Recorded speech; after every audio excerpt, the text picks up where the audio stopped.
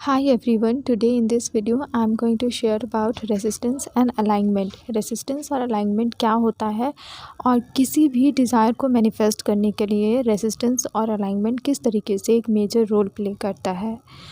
हमारे माइंड में जितने भी नेगेटिव थॉट्स या फिर फीलिंग्स होते हैं किसी पर्टिकुलर डिज़ायर से रिलेटेड, वो सारे रेजिस्टेंस होते हैं, जैसे कि फ़ियर, एंजाइटी, डाउटफुल, ये सारे थॉट्स जो होते हैं वो रेजिस्टेंस क्रिएट करते हैं।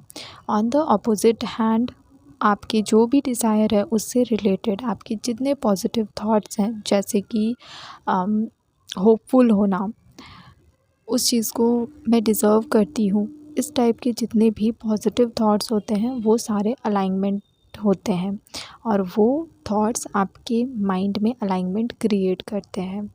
किसी भी चीज़ को अगर हमें मैनिफेस्ट करना है तो सिंपल सा रूल है कि उस डिज़ायर के अलाइनमेंट में आ जाइए। दैट मीन्स उस डिज़ायर से रिलेटेड जितना ज़्यादा टाइम हो सके पॉजिटिव बोलना, सोचना और फील करना स्टार्ट कर दीजिए। अब्राहम रेजिस्टेंस और अलाइनमेंट को समझाती हैं कि स्टिक के तौर पे मान लीजिए कि आपके हैंड में एक स्टिक है और एक एंड पे पॉजिटिव थॉट्स है और एक एंड पे नेगेटिव थॉट्स है। आप कभी भी उस स्टिक के बीचों बीच नहीं रहते हैं, या तो आप पॉजिटिव सोच रहे होते हैं या तो आप नेगेटिव सोच रहे होते हैं। आप कभी न्यूट्रल या बीच में नहीं रह सकते हैं। तो अगर हम उस स्टिक को देखें तो हमारा जो भी डिज़ायर है उसे अगर हमें मैनिफेस्ट करना है तो दो ही ऑप्शन होते हैं, मतलब दो ही रास्ते होते हैं।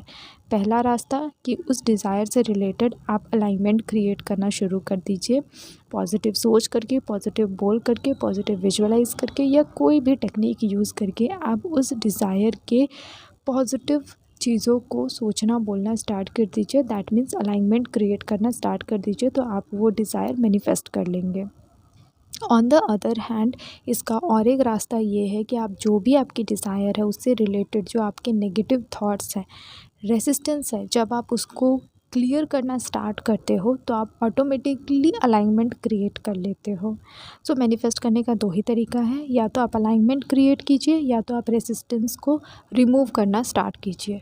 अब किस तरीके से किया जाए? अगर आप कोई भी डिज़ायर मैनिफेस्ट करना चाहते हैं और आप अलाइनमेंट क्रिएट करना चाहते हैं तो उस कैटेगरी में आप टेक्निक्स का यूज़ कर सकते हैं, जैसे कि scripting, affirmations and all that, like visualisation. और आप ज़्यादा से ज़्यादा समय अपने डिज़ायर से रिलेटेड पॉजिटिव बोलना और सोचना स्टार्ट कीजिए। ऑन द अदर हैंड, अगर आपको रेजिस्टेंस को क्लियर करना है उस पर्टिकुलर डिज़ायर से रिलेटेड, तो इसका सिंपल सा तरीका है मेडिटेशन। मेडिटेशन से अच्छा और कोई तरीका नहीं होता रेजिस्टेंस को क्लियर करने का।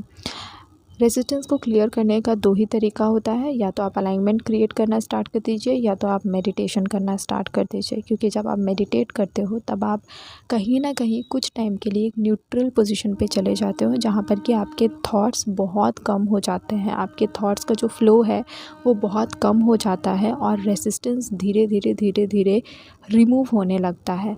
और ना ही सिर्फ आप जो डिज़ायर चाहते हो उससे रिलेटेड रिमूव होता है रेजिस्टेंस, आपके जितने भी फियरफुल थॉट्स होते हैं, डाउट होता है, एंजाइटी होता है, वो सब धीरे धीरे क्लियर होने लगता है थ्रू मेडिटेशन। यस, रेजिस्टेंस को क्लियर करने का एक ही तरीका है, वो है मेडिटेशन, या फिर आप उस पर्टिकुलर डिज़ायर से रिलेटेड अलाइनमेंट क्रिएट करना शुरू कर दीजिए तो रेजिस्टेंस अपने आप ही कम हो जाएगा।